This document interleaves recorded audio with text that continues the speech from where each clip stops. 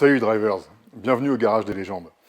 En parlant de légendes, aujourd'hui on va vous en présenter une. Bonjour à tous. Ah bah oui, c'est la pétoire. Alors voilà. Il y a 5 boulons. Allez, on essaye. Allez, c'est parti. Go. Salut. Bienvenue à tous.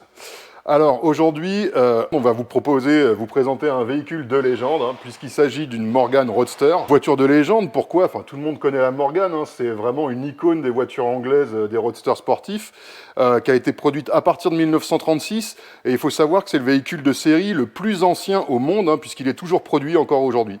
Une Morgan qui est propulsée par un V6, Loïc. V6 3 litres, ouais. Moteur Ford, Voilà. en collaboration avec Jaguar. Alors, il ne s'agit pas du V6 3 litres 7 Ford, non plus du 600 lignes récupéré de la Z4 sur les modèles plus récents. Elle est de quelle année celle-là, Loïc? 2010. 2010. D'accord. Il développe combien ce moteur? C'est un moteur qui sort 215 chevaux. D'accord. Le véhicule pèse 945 kg, donc on a un rapport poids-puissance. Ouais, qui est plutôt intéressant. En étant assis au ras du sol et tout ça, donc les sensations et sur le train arrière, sur la roue arrière. C'est ça, et on développe 280 Nm à 4900 tours. D'accord. Donc c'est un vrai petit jouet. C'est un vrai petit jouet sur la route. Ok, je crois que c'est 225 km/h annoncé en pointe. 225 km/h, ouais. Ouais. Bon, voilà, les sensations. Sensations au rendez-vous. Alors Loïc, pourquoi il est là ce véhicule? Alors c'est un client qui s'est fait plaisir pour la retraite. Il roulait en MG à l'époque, avec une vieille MG qui avait plus de 40 ans. Et donc il a dit je vais me faire plaisir, joindre l'utile à l'agréable, le look avec le modernisme. Ouais. Donc il a pensé que la Morgan était le meilleur compromis. Et il commence à déchanter un tout petit peu, parce qu'il a fait 1300 km avec ce véhicule. Et il est venu au départ parce qu'il avait un bruit sur le train arrière, un bruit que j'ai mis longtemps à comprendre. Même au démontage, ça ne s'est pas vu tout de suite. Et c'est ensuite qu'on s'est rendu compte de ce que je vais vous montrer tout à l'heure. Ok. Ah, ces petites Anglaises, vraiment, elles nous font des misères. C'est ça. Ouais, c'est aussi pour ça qu'on les aime, quoi, pour leurs défauts. En tout cas, elle a une superbe livrée, comme ça. Bleu et grise, elle est magnifique. Avec le petit détail, le petit drapeau écossais sur le côté. Ouais, elle est très sympa. Tu vas nous montrer ça? Donc première chose que nous nous sommes rendus compte quand on a rentré le véhicule, étant donné qu'on avait un bruit quand on tourne, on a commencé à prendre les jeux au niveau du train avant, et il s'avère que première roue qu'on prend, on a un jeu au niveau du pinking devant, qui est hallucinant pour un véhicule qui a 22 000 km. Donc ce jeu, c'est dû au pivot, mais vous allez voir un peu plus loin quand on va monter le véhicule pour voir comment c'est fait, c'est compréhensible. Donc on va regarder un petit peu comment est fait le train avant sur ces voitures, parce que... Comme tu peux le voir, Rudy, c'est pas monté costaud.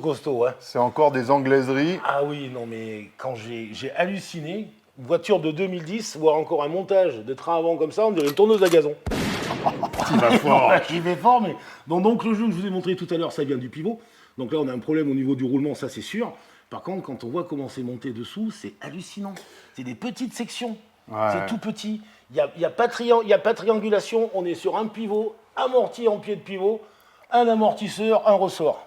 Alors ça, c'est vrai que moi, ça me bluffe quand même. C'est hallucinant qu'il n'y ait pas de bras, de triangle de suspension, etc. C'est vraiment un montage qui est hyper archaïque. Et pour revenir sur un véhicule qui se fait 215 chevaux, on a des disques fonte plein. Ouais. Ce ne sont même pas des disques ventilés. Ouais. Alors c'est vrai que c'est un véhicule qui a une conception de 1936, mais depuis, ils auraient pu faire évoluer au fur et à mesure la config, Depuis, il s'est fait des choses. Il s'est fait des choses et c'est vrai qu'ils auraient pu en participer. Même ce radiateur, il me paraît vraiment étroit et faible pour un véhicule qui a cette puissance avec une telle cylindrée. Et en même temps, il dit, si tu regardes bien, 22 000 km, le radiateur est desserti. Il va falloir absolument qu'on répare ça. Il n'y a pas 36 solutions. Donc là, on peut observer aussi le carter du fameux V6 Ford.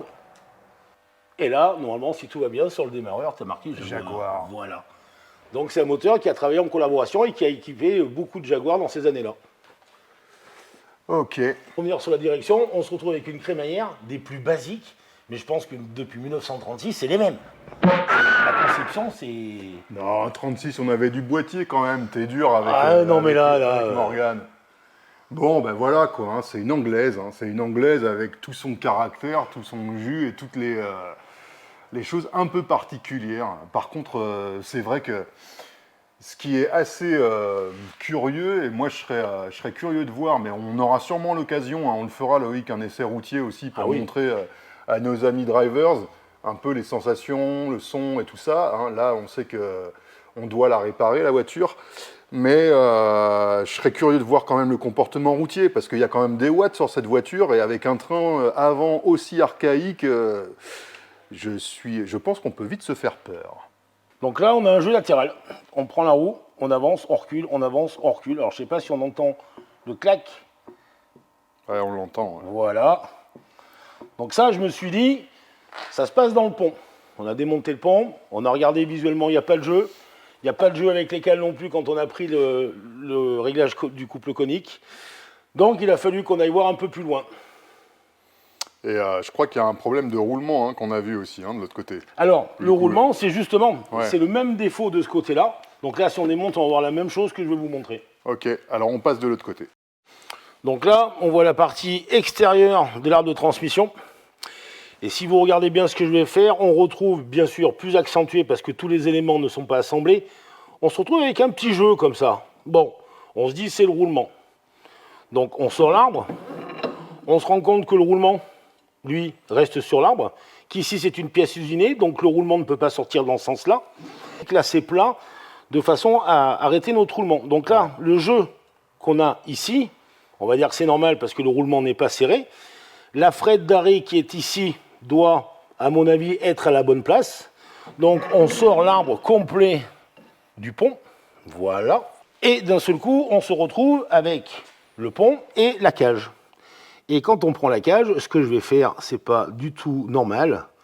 Je sors la cage à la main. Voilà. Donc c'est cette cage serrée sur le roulement qui fait la fonction de rotation. Donc là, si vous voulez, avec le jeu qu'on a ici, quand on remet, voilà. Donc là, avec un jeu comme ça, donc déjà, ça nous fait le jeu latéral qu'on s'est rendu compte. Et chaque fois qu'on fait une marche avant, marche arrière avec les roues, plus ou moins droite ou gauche, la cage vient bouger. Et mon client se plaint du tac, tac, tac, tac. Voilà. Donc là, on a un problème de cote. Alors, est-ce que c'est un problème de conception ? Parce que du jeu fonctionnel, il en faut, mais là, il y en a beaucoup trop. Il y en a beaucoup, beaucoup trop. Et là, donc là, le roulement ne peut pas faire son travail. Et en vérité, la cage vient tourner dans le pont. C'est à se demander, même si c'est d'origine, ça, quand même, non ? Eh bien, c'est la question que je me pose. Le problème, c'est qu'il faut que je me renseigne. Donc, j'ai appelé des professionnels de Morgane depuis longtemps, des spécialistes, pardon. Et on doit, justement, travailler en collaboration pour avoir la vraie raison, quoi. Bon, tu vois, Rudy, quand je te dis que les Anglaises, là, à cet endroit-là, passe le système de freinage. Il n'est ni plus ni moins déjà qu'à côté de l'échappement, ce qui fait bouillir notre liquide de frein. C'est important, les freins. Et là, d'autant plus que c'est en train d'usiner le tuyau. Donc ça, c'est une panne qui va être très rapide.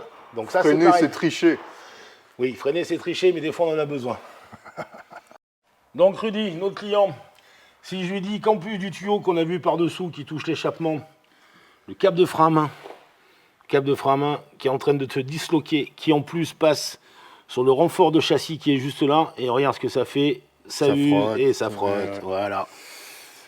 Je vous rappelle que le véhicule met 22 000 km au compteur.